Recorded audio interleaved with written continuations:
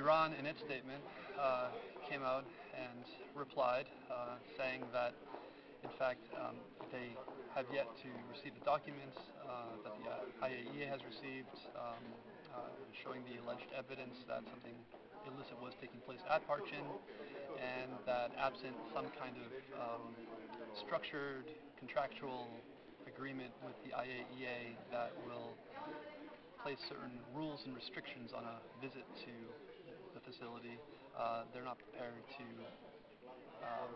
what they called run a blank check for water inspections. So, to sum that up, there hasn't been a lot of progress at this meeting. There has been far less rhetoric at this meeting, which, depending on how long we've been here, may be a sign of some progress. But we're essentially left waiting for the next rounds of the P5+1 talks. There's a technical briefing, technical round of talks in Istanbul later on this month, followed by the political round of talks in Almaty in Kazakhstan in April, and I think that will be the guidepost that observers will be looking at.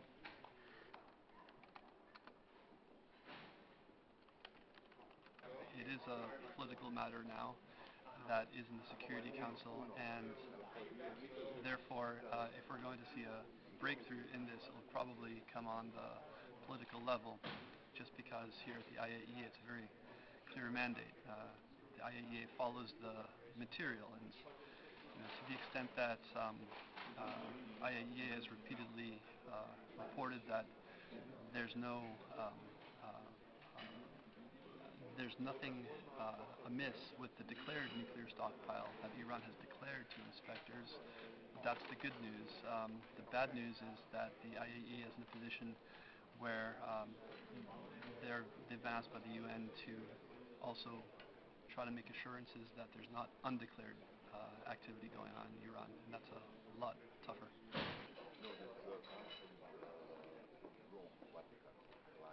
There's certainly a long history of missed opportunities because of elections and changing personnel.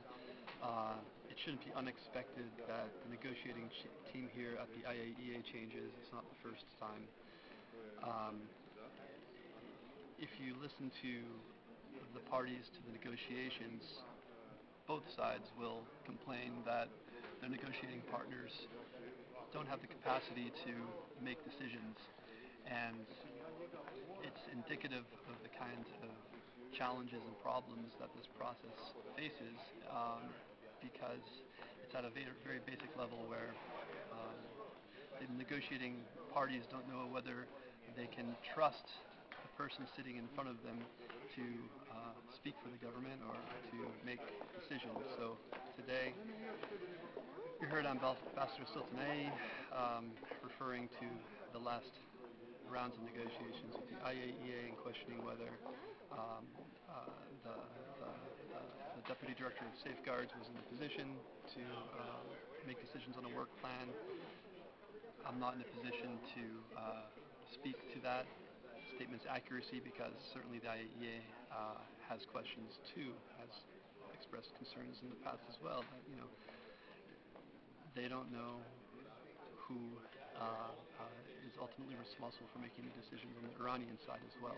So it's a very complicated dance that continues.